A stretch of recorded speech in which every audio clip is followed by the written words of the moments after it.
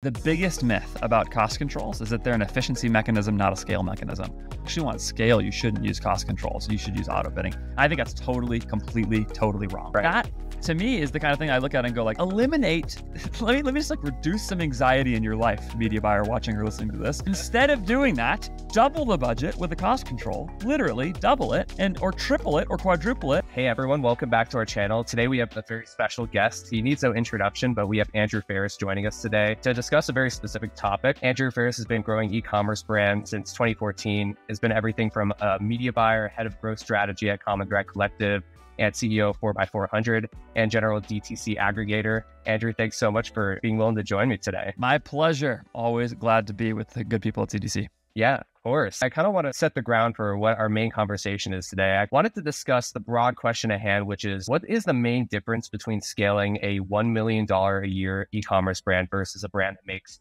around $50 million a year? And kind of go in any direction here, but I'm most interested in your thoughts here when it comes to scaling Facebook ads in particular. I guess, what are the common challenges that you notice and encounter very frequently? And are there any things that you consistently see that might prevent people from really scaling up their ad spend more aggressively? Do you have any answer specifically around the area of ad spend, Max? Or do you want me to think about that from a broader business perspective? I think we could go from a little bit of both angles. Let's go from ad spend first, but definitely I have some more questions that are more specific to like margin and forecasting. So on the ad spend level, the big difference between 1 million and 50 million is that typically, in almost every case, a brand that's at 50 million has already done a great job on at least one ad channel and sometimes two. I heard the CEO of ButcherBox recently talking on an interview on a podcast talking about how like he basically thinks you can get to $100 million in revenue on two channels. I think that's right. And I think that like basically for nearly every brand at $1 million, the first thing to do besides building out some basic funnel stuff, right? Like get your email capture on your site, get your automated flows, your cart flows, all those kinds of things, your welcome series all going. Those all really matter if you're going to start spending on paid. Like just have that stuff ready to go so that as you start driving traffic in other sources, you maximize the value of it. But once you've done the basics of those things, especially if you're at $1 million, you've proven out to some degree, it's pretty hard to sell $1 million worth of stuff. So at $1 million, you already have some indication of total product market fit. And so at that point, I think it's safe to say what you probably want to do is start to seriously invest in probably in meta ads. The thing is at the ad spend level is you're just at a phase where to grow to $1 million, like you don't really want to be thinking here about massive sophistication, about massive, building out this incredible process for creative production or whatever. Like the goal is just to test relatively widely in a media buying approach that makes some sense, honestly. And just get your creative in the account and start seeing what you have. As long as you have some money to spend, like if you're at $1 million, you have to be a little careful here because you really shouldn't be spending on Facebook ads if you can't spend at least 10 grand a month, I would say, for an e-commerce brand. Otherwise, it's just too hard to test what's going to work and what's not. So as long as you have that kind of money to spend, and I'd say $1 million you probably do, then right.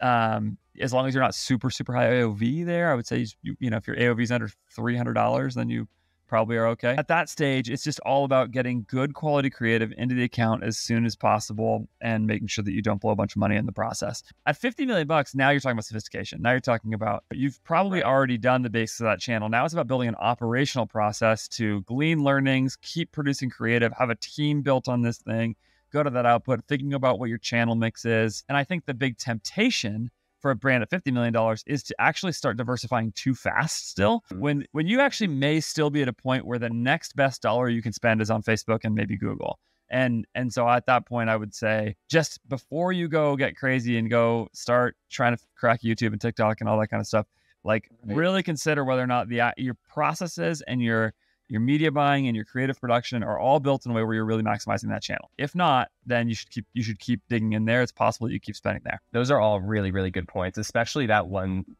part touched on at the end with like channel diversification. I feel like people have shiny object syndrome so much in these days. It's just instantly they're like, oh, I have to go spend on TikTok. I have to go spend on Snapchat to expand and scale. But really, like, you can get a ton of scale. I mean, like you said, you could really scale significantly past $1 million in rev a year. Just on Facebook in particular. And I want to focus on what you talked about because I actually had a question specific to creative testing. Creative volume and testing is such a big topic these days that people will gravitate towards, right? And I also want to frame this though from the perspective, a big thing we talk about at CTC is super important is getting your forecast down.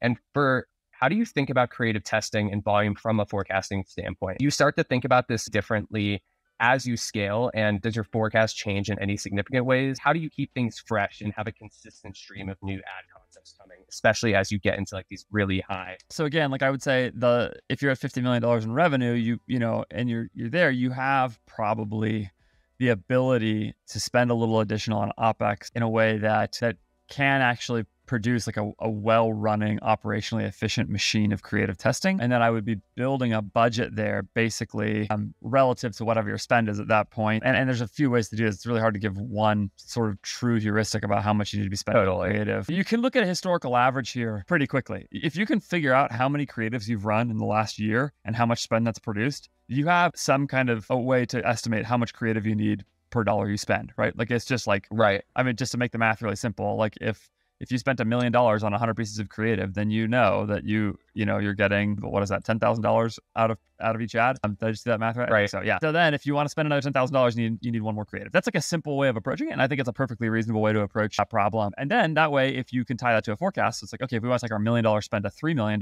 then I need to triple my creative output, in order to do that. And that can be a good way to estimate sort of what those resources are going to need to be. So did I answer the question? Yeah, no, I think that's a great answer to the question. That's a thing that people, I think, don't look at holistically enough. And, you really need to have a volume of creative to test, especially with our strategy being cost caps and cost controls. You don't know if anything's going to necessarily spend through or not. It's really up to Facebook. You just want to use the data, put your best foot forward and say, I truly believe this is like the best concept that we can go for, and then let Facebook make the decision from there, which I think is, especially when you scale up, I hear what you're saying. You need to just massively increase the volume that you're outputting, which I think could be difficult as you go up and have more margin to work with. That could potentially be, easier, if you would say. Yeah, 100%. There's no question you're going to have to scale the creative output to scale the spend. That's just the reality of the situation. Right. And the beauty of running cost controls is as you scale the variations and the options, you actually don't scale very much risk in the process of spending a bunch of bad money, because your cost caps are going to constrain any bad spends. Whereas people, I see this all the time where there's accounts where it's like there's these big creative testing budgets and it's like, oh, you got to test. And they're just spending all of this bad money. And it ends up being a significant cost center in the business, not only for the production of the creative, but then spending on creative that doesn't work. When you run cost caps, you don't spend on that creative. And so it's a huge advantage. That's actually a cool transition into another question I had. Do you ever think about bidding strategies differently also as you get into this level of scale? Looking into BP, looking into Bamboo Earth and these accounts that we have, and they're at pretty large levels of scale, completely using cost controls, which is extremely impressive and really holding every dollar accountable. I know you're a big proponent of using cost controls, but something cool that our mutual friend Shane Thomas and I feel like you have been messing with a little bit, if you don't mind me talking about it, is working together more using ROAS goal. The cool thing that we were talking about, Shane and I, is having potentially different customer cohorts because of the optimization using ROAS goal and the value-based optimization, and also maybe a potential for a different amount of LTV from that specific customer cohort. Okay, I'll say two things. The first is the biggest myth about cost controls is that they're an efficiency mechanism, not a scale mechanism. That's the biggest myth about them. The idea that people have in mind is like, well, cost controls work if you're trying to get efficient, but if you actually want scale, you shouldn't use cost controls. You should use auto bidding. I think that's totally, completely, totally wrong. I get why people think that. The reason people think that is because they've all been frustrated that their ads won't spend when they set a cost control. It is really frustrating. It's really annoying. But the reason that happens, of course, is that your ads are not being predicted to reach your target. Therefore, your ads won't spend. So if you auto bid in place of that and your ads are not going to reach your target, then you're just spending bad dollars. And people will say, well, okay, but at least I get the spend through. And it's more important to me to get the spend through. It's a worse outcome for me to have the spend actually totally eliminated or drastically reduced than it is for me to have a worse return. To which I would say that just means you need to set your cost control high, your cost cap higher. All you're telling me is that you're actually willing to take a lower return than you're telling Facebook. And so tell Facebook the actual lowest return, because there's some point at which for every advertiser, you'd rather have it not spend than spend the money at a low enough return, right?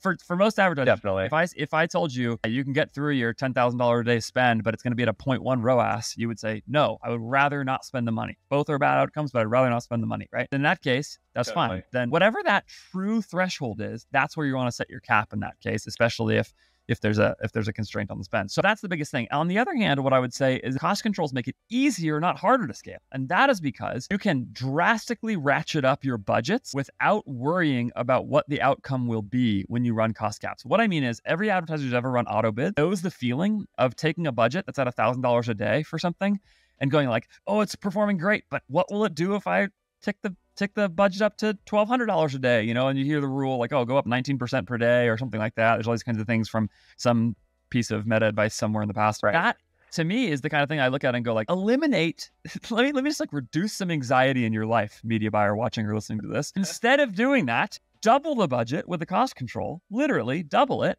or triple it or quadruple it. And as long as your cost control is set to a level that you know is going to return for you something that you want, as long as that's happening, you can do that.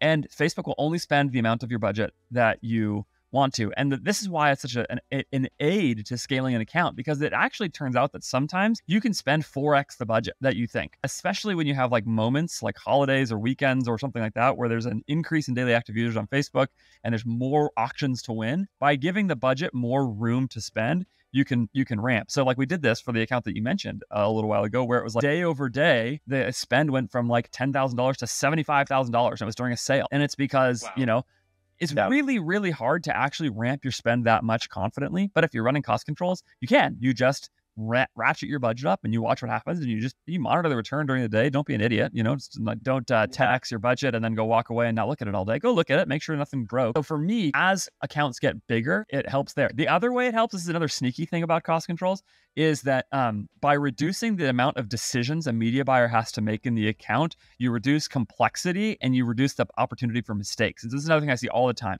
I'll look at an account and there's 20 campaigns and it's spending, $15,000, $20,000 a day. And each campaign has a bunch of ad sets in it and all this stuff. And there's all of these different places that a media buyer can optimize. Well, it's too much. It's too much, especially if you're at an agency and you're running 6 accounts at a time. There's just no way to keep straight what's happening in every one of those and look at them on good timeline. You're just adding all these layers of complexity. And it's also possible that your girlfriend broke up with you that day or something, or you didn't sleep very well the night before, or you had too many drinks and now you're not feeling your best. And now you've introduced all the issues. Right. Yeah. So now all of these things contribute to the difficulty of the decision making. When you're on cost control, it's all gone. All that decision making is gone, and all you have to do now is just make sure that the cost controls are aligning with the outcomes that you want. As long as that's happening on a broad basis, you can ramp, and not worry about it. And again, it produces the ability to scale more effectively. Okay, that was a long answer to the first part of that question, but I think it's a really important thing to get right. There was a second part of the question, Max. I don't remember what it was. Do you remember what it was? Yes. So the second part of value optimization. Yeah, value-based optimization. And I love what you said too, to touch on the last thing super quickly, is one of the biggest things that I love that you tweeted recently. It was either like your biggest pet peeve or something, maybe it was not tightening a cost cap and seeing it fully spend through, which is a whole other thing, but also media buyers turning off your top performing ad. An ad that like looks like it's a really bad ad, but in reality, it's actually driving the most spend because it's probably your best performing top of funnel ad. And by you manually making that decision to cut it off, probably going to actually shoot yourself in the foot. And I love that statement. Being able to be confident in Facebook's algorithm and having trust with it is so much easier using cost controls for sure, because you just know you're like, all right, Facebook, this is what I'm telling you to get. And if you go in and manually make that decision, human intervention is usually not the answer. Yeah. Well, we're just way worse forecasters than machine learning is. Unless there's actually something happening in the world that the machine can't predict, like you're having a sale all of a sudden, and so the past data doesn't align very well with the current data or something like that. That is something that machine learning has a hard time with, but it'll figure it out pretty fast if you're doing it at any scale, by the way, and it will readjust really fast because it's constantly updating forecasts. So. Yeah, and that's definitely a key thing to understand as a media buyer, is like going into a sale, knowing to, maybe you want to open up your caps and also close the caps up at the end of a sale, because your expected conversion rate is going to be a little alienated and the algorithm's confused. That's definitely an important thing to know. We could jump into the ROAS goal. I'm super interested in that, just because I actually tweeted on it recently. I have an account that I'm pretty bullish on with ROAS goal. It's doing great. Do very well, especially with accounts that have very high AOVs and have difficulty coming out of like a lower level of spend, going into higher level of spend. And getting the correct amount of conversion volume through an ad set. That's where I really see it shine. Maybe I'm cutting off a bunch of conversions from coming through in my bid because I'm bidding too low. And with ROAS goal, I notice your CPA tends to be a little bit higher. And this is kind of my assumption just from running it, but I see a lot more volume come through regardless of the CPA, with my AOV being like really, really nice in comparison. And that really helps get the return I'm looking for. So I think the first thing to do is to remember that there's a distinction in two ways to optimize your conversion optimized bids. So you can optimize for the lowest cost conversion, or you can optimize for the highest value conversion. And those are really two different things. Simple way to think about this is like an apparel company is actually a great example of this. It's possible that if you run lowest cost ads, so that in that case, Facebook is optimizing for getting your CPA or your CAC as low as possible. If you are running ads for an apparel company, what's possible is that you'll get people who are going to go buy one shirt, and that one shirt is going to create a low AOV. Now, if you run for highest value, then what Facebook is optimizing for is actually no longer a CPA target, but a ROAS target, or a total return on ad spend, while setting a minimum ROAS, just like with any cost control, is going to probably produce for you a higher average order value. So in that case, the customer might buy a shirt and some shorts or whatever. Now your AOV has gotten a lot higher. So what you just said, Max, about your account, where you're seeing really good AOVs on some of these, even though you've got a higher CPA, is exactly right. Because in lowest cost, let's say you are getting a $100 AOV running lowest cost, and you're getting a $50 CPA, you may get in highest value a $150 AOV and a $75 CPA. And of course, that's the exact same ROAS. So the CPA went up, but the ROAS stayed the same, a 2 either way. And so that's the distinction, is to remember those two things are happening. And then if you sort of take that out another layer, what you may realize is that actually what that represents is two different kinds of customers. So another thing I see strongly correlated with this is that you'll see higher CPMs when you run highest value, and people are afraid of high CPMs, and higher CPCs. But those are all fine, because if the click is worth a lot more, then it's okay. And I think the reason for that is that people actually have different purchase behavior, and you've seen this. If you've ever looking at a demographic breakdown, you'll see that like your male 18 to 24-year-old customer is spending very differently than your female 55-year-old customer or whatever, right? Oh yeah. And people have different spend habits. And Facebook can figure that out. It has plenty of data to know this sort of thing, and therefore is able to target towards those different things. There's a lot of ways in which this is worth thinking about. If your SKU set is not varied very much, like if everything is kind of the same, then you don't need to worry about this very much. Like if pretty much everybody's going to produce a $40 AOV, whether you do lowest cost or highest value, like because you've got 3 products and people kind of buy them all the same way, whatever, then it's not as big of a deal to worry about. But if you are running something, like I said, like a large apparel collection or something like that, like a large apparel SKU set where there's lots of different ways for people to combine different order sizes and styles, and different products are going to produce different AOVs and different kinds of customers and all those things, then it becomes really valuable, because I think what happens is that you're able to tap into 2 different customers that don't totally overlap. You'll have some overlap, but you could literally run the exact same targeting. And it's just like CTC. I'm pretty much running broad targeting for everything, excluding some past customers. Yeah, same. Even within that, you're going to actually go reach different kinds of people. And that's where it can be really useful as a way to expand your spend on the same creative. You actually reach new people with the same creative and get more juice out of the squeeze. That's the way I would do it. Set some highest value with a minimum ROAS target, set some lowest cost with a cost control on it. And yeah, there you go. I feel like people are really converted almost fully into this idea of broad targeting these days. But I think more than ever now, it's kind of being able to like, okay, how can I diversify my account as we scale going to a $50 million a year revenue brand? It's like when you get to those levels of scale, it's saying, okay, how can I be most efficient with my creative strategy while also really looking to increase my returning customer rate? And I think that's awesome. What I'm seeing from highest value is that, if I am going to get a customer who is worth potentially more to my business, I'm willing to spend that extra, higher cost CPA to get that higher return if they're going to buy, a bundle of 2 things. I think that's going to be a completely different offer that you can optimize for, and even look like an LTV to cohort analysis to see the appreciation of that customer over time. I think we tend to see it be a little bit more valuable, which I think that's huge for brands as they're scaling up. So I've never done this work, but I've always thought that this is probably the case, that somebody who spends more on day one is more likely to spend more over a long period of time. And that's something that's another underrated element of this. I would love to just get a simple look. Maybe somebody at CTC should do this study in Statless. Just go study LTV by highest value versus lowest cost in the same ad account and just see if it makes a difference. Because I'm just assuming if you show up to a brand and you buy more stuff on day one, it indicates 2 things. Number 1, you have more money to spend and therefore are more likely to be a more valuable customer. And number 2, you've probably bought more stuff from the brand. And by just getting more things in the order, it's fairly likely that you've had more chances to get something you loved, right? If you buy 3 things from me versus 2, many people like each of those 3 things, but also people don't like some of those 3 things. Now you've got 3 chances to find something you love versus 2 chances to find something you love. And that's the number 1 driver of retention, is that I actually love the product before you talk about email or anything. So therefore, it makes tons of sense to me that a customer who spends more on day one would be there. Now, lots of things make sense that don't actually work out in the data. And so I would caution that a little bit to say that somebody needs to go do this study, but I've always thought this. Yeah.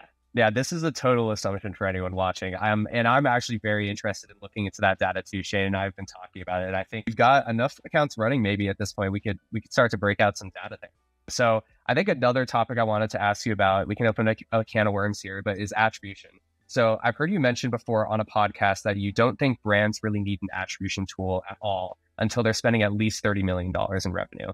Can you explain why you think that? And I'm curious also why brands may need them once they get into that higher revenue category versus why they don't need them before they get to that level of scale. Yeah, well, to answer the second question first, I think the potential reason why is that at a lower level, if you combine what I said earlier with that, then at a lower level of spend, you have a pretty small channel mix.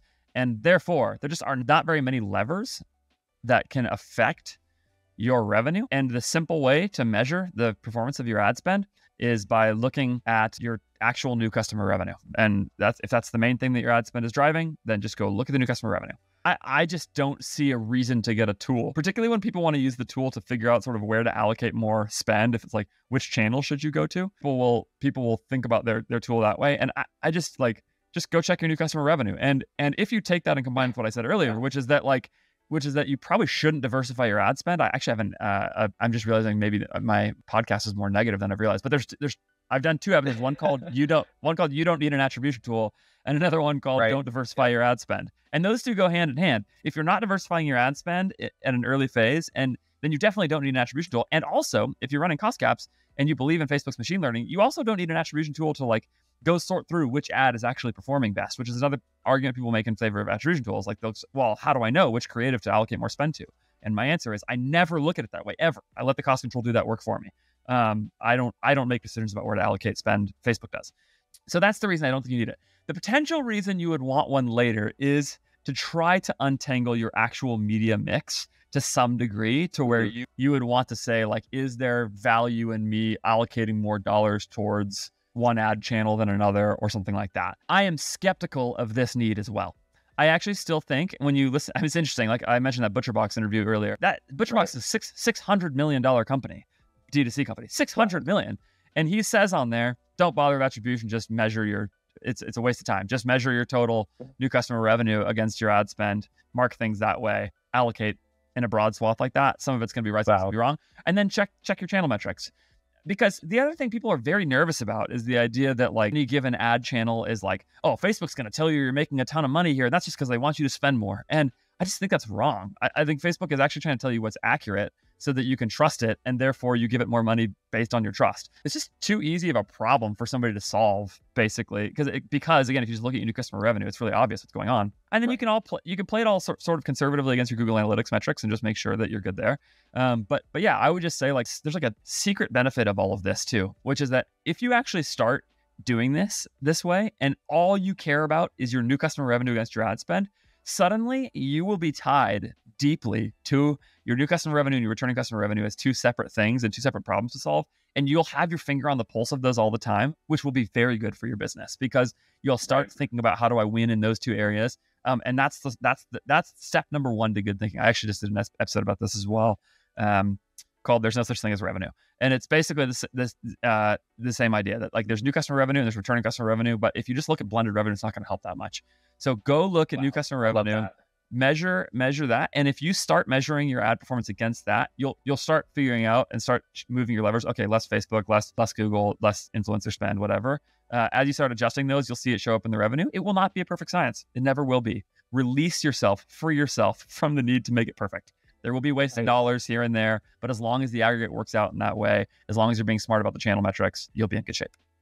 Yeah, I absolutely love that way of thinking too, because you're really, not only are you releasing yourself of all of these restraints, but you're also releasing yourself of over complexity. Yes. I find so many times you get on a consulting call with different brands and they're already diversified so many channels, but then they're also saying, I have no ad spend to spend on Facebook. It's just not working. And I'm like, you're putting your hands in too many pies already.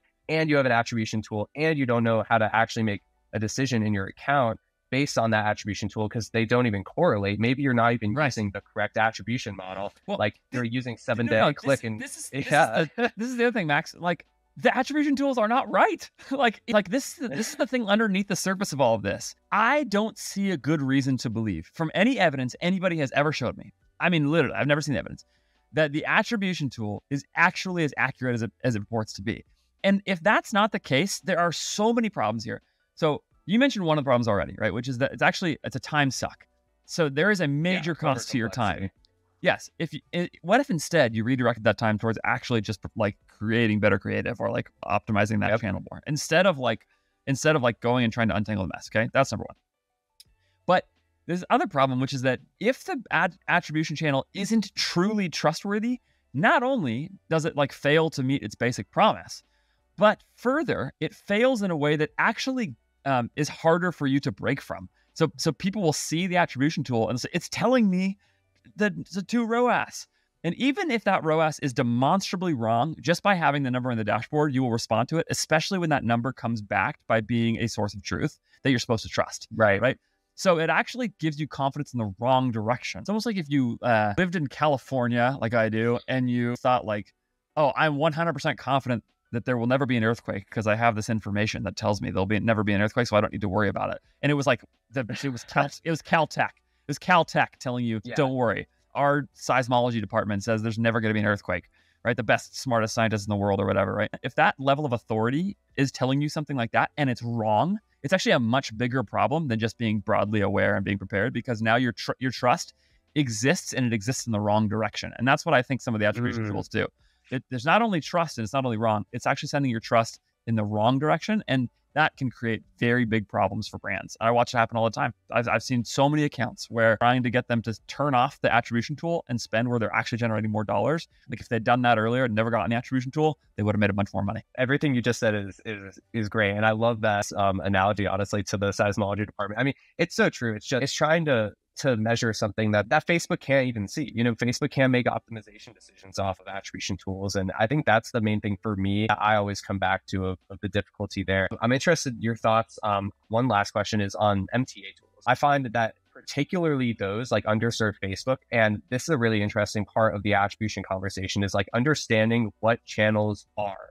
Google is like primarily demand capture and people who are actively searching. Totally different part of the customer journey of what you're seeing on Facebook, which is primarily a new customer acquisition tool. Now, when you go into a multi-touch attribution model, Facebook is always going to be massively underserved and get a lower percent in your like customer journey mix. Now, what I see brands tend to do is to say, oh, we need to pull out of Facebook. But it's like, oh, well, maybe your Facebook spend was actually charging up your Google spend and maybe actually charging up your retention in the future. You just continue to pull back because the attribution tool says that it's lesser. And what I see is your whole funnel collapses because they are actually looking at it as a glass half empty instead of a glass half full. That's why I always say, I'm like, no, you should try to make it a larger percentage of your MTA mix, not pull back completely out. And I think it's people are really educated enough to understand what these softwares are telling them, and then it ends up being a hindrance rather than a benefit. No, I mean it's exactly that, right? It's this quagmire that you just get sucked into that ends up being like promises that it's going to make things clearer, but it actually makes things muddier for many people. And I like this is the way I've heard Taylor say it, and I think this is really helpful with thinking about it.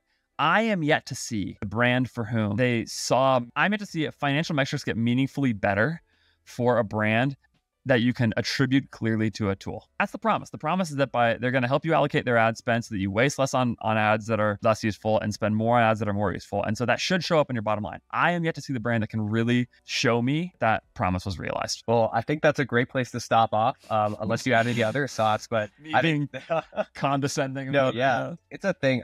They're not going to go away. Like they're just going to continue to be things in the industry. But I think my whole thing is these tools are diversifying themselves more than ever into being an entire e-commerce hub in general, rather than not just being attribution. And I think we're seeing that because Facebook attribution is becoming ever more close to, I feel like the gap is getting closed more and more every year. So I feel like these tools are starting to kind of see that and forecast themselves of like, all right, we want to stay in business. We have to become something else besides just an attribution tool. And I think for people who do have attribution tools, make sure that you are still aligned to like a North Star metric. If you're not going towards a North Star, then you're never going to really get much of anywhere and you're going to be confused like we talked about. Now, that doesn't mean never to use an attribution tool. It means to just be cognizant of the potential pitfalls of attribution tools. So I wouldn't look at it as negative. I think it is a very, it's a nice forewarning that is definitely needed for a lot of brands. Hopefully so. Hopefully that's all we've done here is just been helpful. Of course, that's the only thing that we're trying to do here. So that's right. Well, I so appreciate you being willing to meet up, Andrew. It's super nice to meet you in general, like you beyond the podcast and everything. I'd love to chat sometime. All right, man. Well, let's see if we can make some time for it. Awesome. Well, I appreciate you, and I hope you have a great day, man. All right, you too.